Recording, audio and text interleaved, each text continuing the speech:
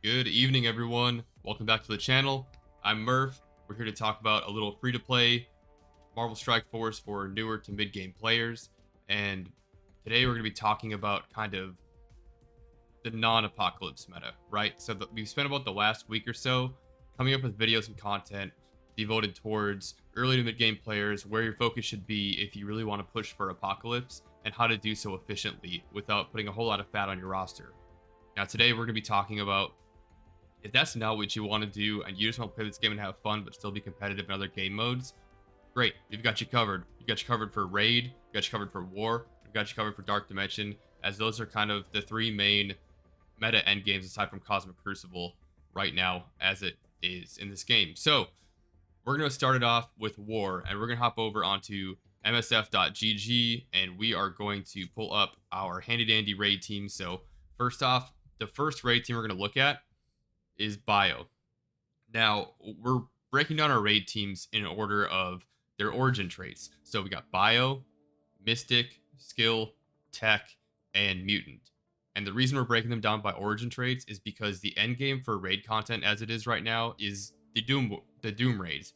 And each of those raids, the lanes are divided between your origin traits: Bio, Skill, Mutant, Tech, and Mystic, which means you need to have one of each of these teams built up ready to go. And ideally, you have the more meta teams for that in order to progress through the content easier and be a more a higher producing member of your alliance. Don't be a sandbagger, everyone. Remember. So, first off, we got our Bio Raid team. It's going to be Web Warriors. And I know it's common knowledge. Everybody knows this. But you've got Ghost Spider, Spider-Man, Spider-Man Miles, Scarlet Spider, and Spider-Punk.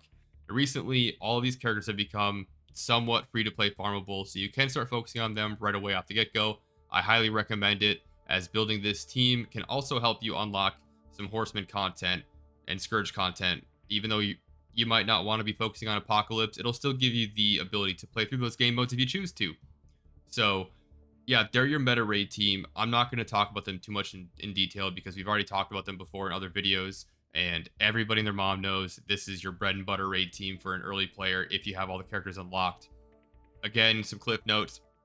They're all bio characters, just like the rest of these raid teams, so if you farm or build all these characters at once, you're going to hit a bio gear crunch. Be wary of that. Additionally, 4 out of 5 of these characters in this team are also brawler characters, Ghost Spider being the only controller. So you're going to hit an ISO 8 crunch as well, trying to actually kit all these characters out at once. We're going to hop back to our teams menu. And next up, we've got our tech raid team. So the majority of this team isn't out yet. We've talked about this a little bit in the video from the other day with the Iron Willed event guide. Right now, we've only got Iron Man and Vision available free to play. So farm them, build them if you want to pursue the raid meta. The Vision's event is expected to release on Saturday, Sunday this weekend. So save up your cores, spend them on that event, and get her unlocked at as high of a star level as possible. Deathlock is part of the monthly rewards for this month, so just make sure you're doing your best in all these events. I know it's more difficult as a early to mid game player because most of these monthly milestone events are aimed towards end game players and pay to play players. So do your best, get them at as high of an unlock as you can. And Hulkbuster releases later this month at an unknown event, so we're not 100% sure how that's going to release. Maybe it's a Blitz event again.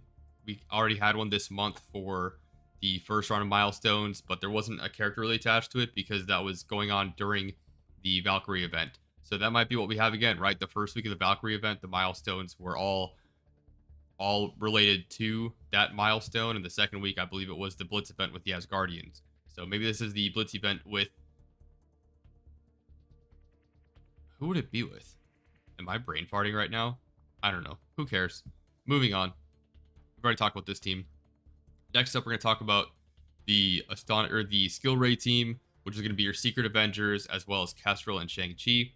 So Sharon Carter is going to be available in your raid store. Maria Hill is available in your war store. Cap Sam is unfarmable until you hit level 70 and unlock your Doom campaign, at which point you can progress through that campaign and have one node every day, 5 attempts to farm him. Shang-Chi is available in your Blitz store, and Kestrel is technically not free to play right now. She still has increased orb pull rates out of the premium orb, so eventually you will unlock her if you haven't yet. Just stay patient, keep pulling those premium orbs. Hopefully she becomes free to play farmable soon. And if you don't have her, you can always slide Nick Fury into this. However, once you get down the road towards later raid content, Kestrel from the get-go is just better than Nick Fury in this team. So that covers your skill raid team. Next up, we're going to talk about our mutant raid team. Your mutant raid team is going to be the Astonishing X-Men, which is Jubilee, Beast, Kitty Pryde, Bishop, and Iceman.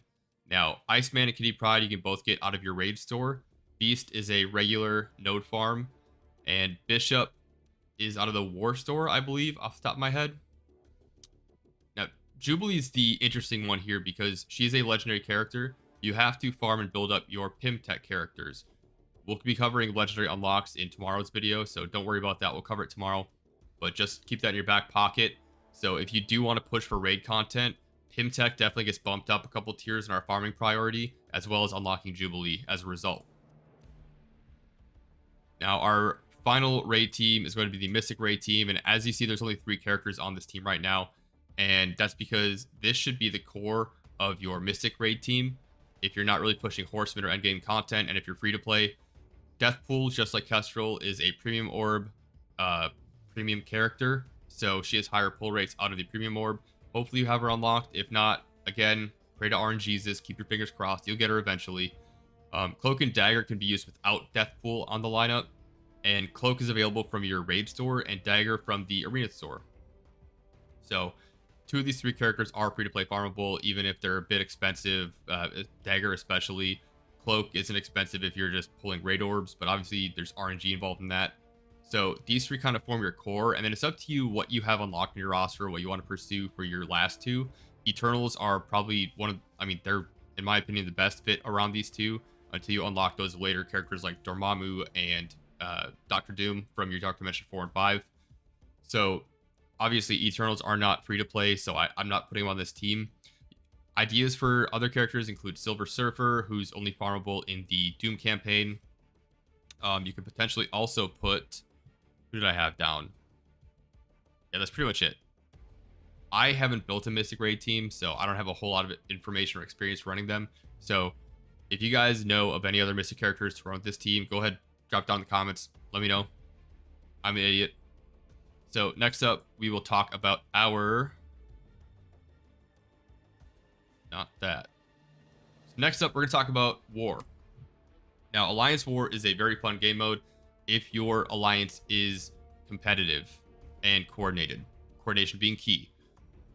The newest team that has war bonuses is going to be your Hero as Guardians, with Thor coming out of the raid store, Mighty Thor and Valkyrie, who just released through last month's events. Hopefully you were playing during them. You would have gotten Mighty Thor for free at 4 stars, and you probably unlocked Valkyrie through a heroic event.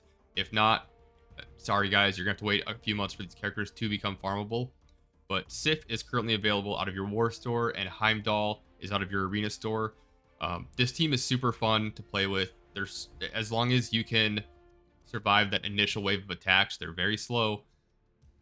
They're slow ball to get rolling, but once they get rolling, there's not a whole lot of teams that can stand up against them.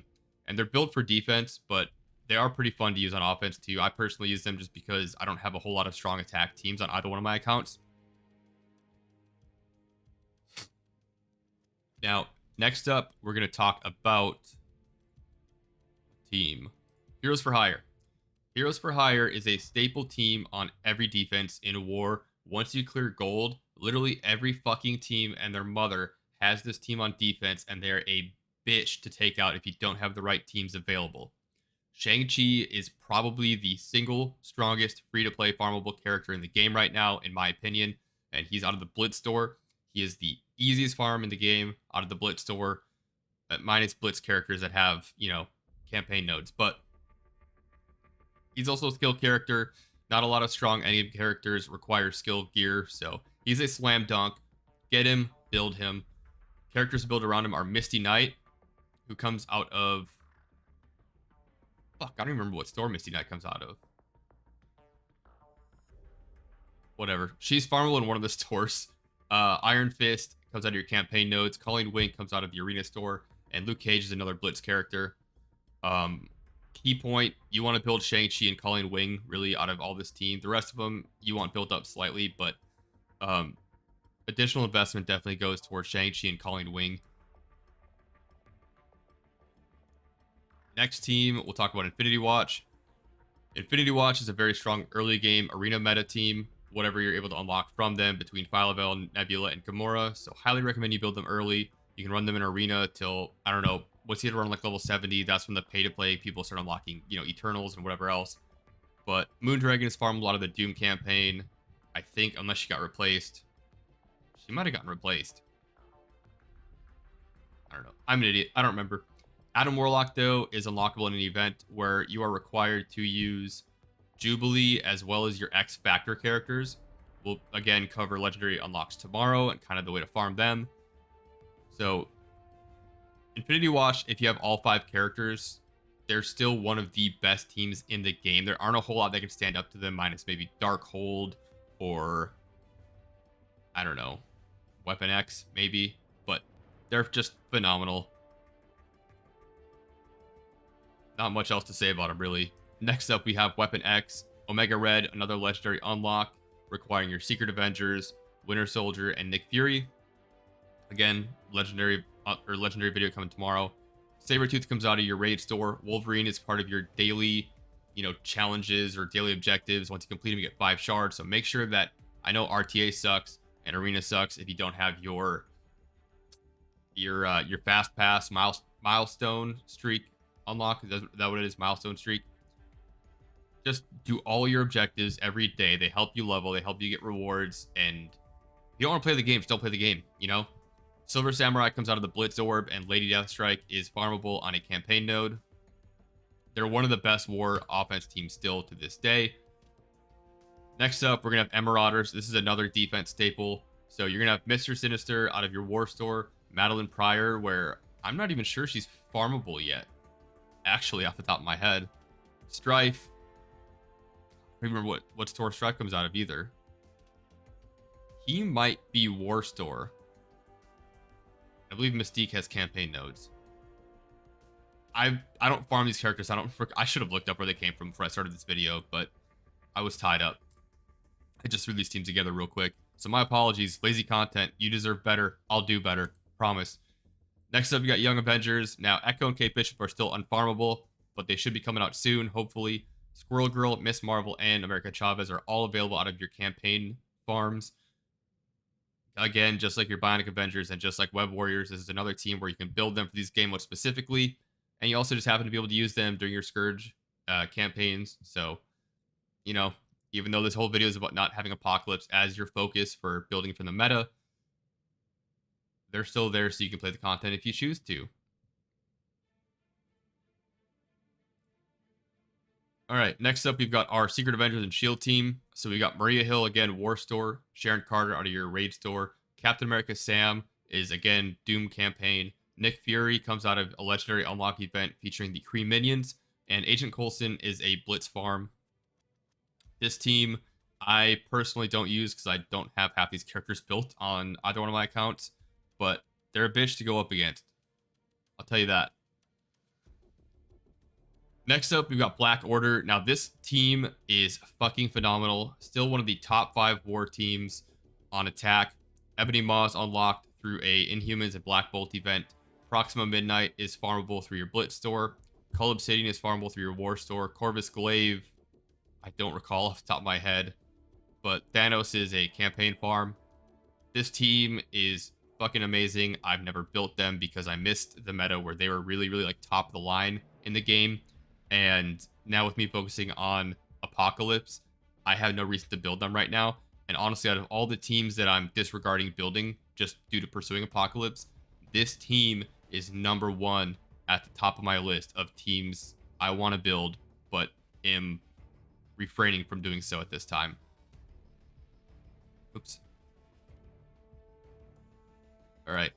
I believe, yeah, last but not least, we have the Mercs. Now, this team, you build this and farm it. It'll help you out in your Mercs Payday Gold event. You got Taskmaster, Merc Lieutenant, Merc Soldier, Merc Sniper, Merc Riot Guard. They don't look anything too crazy, but they're pretty often a staple of defense just because you can build these teams for flash events and then just dump on your defense, forget about them. But anyways, guys, that wraps up today's video. I know it's kind of a quick one and just throwing not a whole lot of information at you guys, but just ideas of directions to build your roster and pursue endgame content if you're really not too hot on Apocalypse and this whole Horsemen's and Scourges and Saga meta that's going on right now.